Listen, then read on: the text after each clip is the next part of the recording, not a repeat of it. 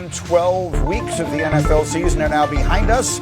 Let's do Tuesday takeaways from Week 12. J-Mac, what's your biggest takeaway? It's over and done with. Matthew Stafford is this year's MVP. It's amazing to think me and him were drafted in the same draft class, and this old guy is out there just performing.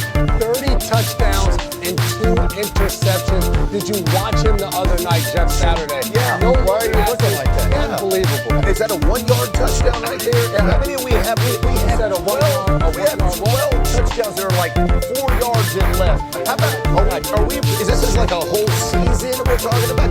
Come on, Jay, we'll come back. Graziano, give me a takeaway. The NFC East race is not over. Oh, my God. Boys, delayed 21-0. And beat the Eagles to stay alive. It's a faint pulse, but they have a pulse. And I'm just saying, you okay, Jeff? It's going to get worse, too. This week, the Cowboys' opponent is the third-place team, and the Eagles' opponent is the first-place team. I'm just saying. That is where he's involved in voodoo. Or Jack, we're going to like this one even less. Sneak, go. The Colts have a quarterback problem. Sorry, Jeff. It's true.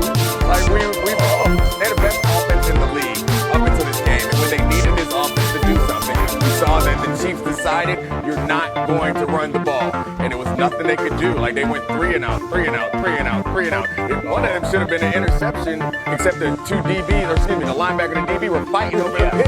Yeah, it got ugly fast in a playoff level game. We'll talk more about that one a little bit later. Meanwhile, Jack, what was your takeaway? I don't even remember right now. I know what it is. Big leads don't matter. Obviously, the Colts had an 11-point lead in the fourth quarter with 9 minutes left. They lose, and the Eagles had a 21-point lead. They end up losing to the Cowboys, and then the Giants, they had a 10-point lead in the fourth quarter. Here's the bottom line. Defense wins championships. And as much as we love to talk about offense, when defenses start to lock these teams down, it becomes more difficult. Got a ton of respect for all those teams fighting that. Well, the Cowboys locked down the Eagles on their final 8 drives. Philadelphia had 5 punts, a turnover, and missed a field goal. So 0 points on their final 8 drives, and obviously that set up the miracle comeback by the Cowboys. And as Dan says, maybe the division still has some faint question, and certainly the Cowboys are in the mix on the outside of the wild card picture, looking in, but still with a chance. And so we sit back now. I feel like we've said all along, something's not right with the Eagles, something's not right, but the trump card is always what they keep winning. Now all of a sudden they didn't win. So now what do we say about the Eagles offense game?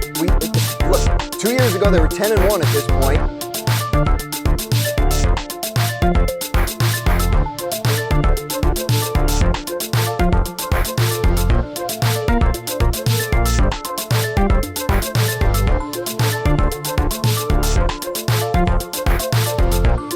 This isn't a slump. I mean, this is a legitimately bad offense.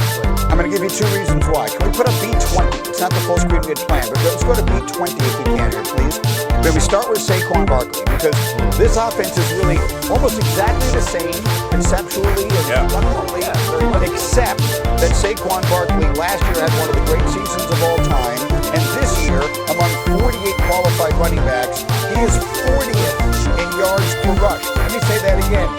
40th out of 48 in yards per rush. Jeff Saturday, you are my offensive running game specialist. What has happened to the Eagles running game and Saquon Barkley? Well, I think it's a mixed bag, Green, and I'll say it this way. The offensive line has been banged up, right? Lane Johnson not being there, they average 5 yards a carry on this side, they average less than 3. I mean, it's a big difference. Dickerson's been hurt, Jurgens has been hurt, guys are moving in and out, so there's not the same continuity up front that they've had. However, Saquon himself isn't doing his part either. And I'm not just talking about the turnover, the fumble, right, which happens from time to time. But like running, put your foot in the ground and going to get what's there has not been what Saquon has done. The stretch play that came out to the left that we showed in that highlight, the ball was being pushed. He could have put his foot in the ground and go get 5 or 6 yards. Instead, he tries to take that. He's always looking for the home run. I think part of the Eagles' problem in the rhythm, and to Dan's point of why you go 3 and out, is because you don't typically take what the defense is giving you. This was not a Jalen Hurts, A.J. Brown, Devontae Smith. This was not that type of issue. It was you don't do the dirty details right to put your offense ahead of the chains. And what that means is 2nd and 5 and less is a beautiful thing, offensive football.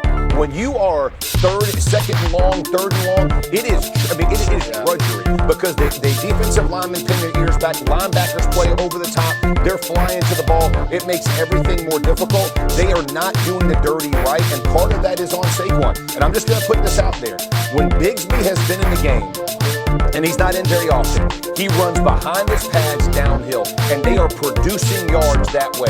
That tells me that the style of run is different, right? It is, I mean, Tank Bigsby. Yeah, you put your head down, you put your foot in the ground, you go get what's there.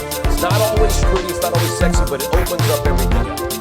Yeah, Saquon has always been kind of a boomer bust back. It's a very problem if he doesn't have any of the booms, which he hasn't had this year, which we've chalked up a lot to the offensive line.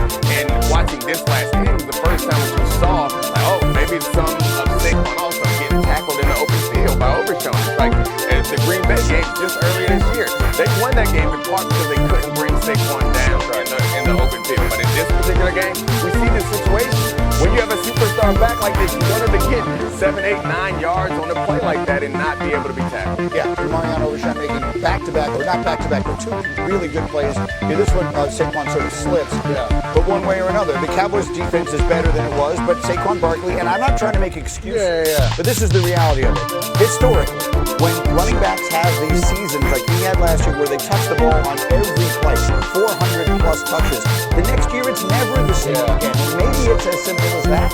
Some of that, and I think also in those plays we're showing, like, most of them, Saquon Barkley's getting hit in the backfield.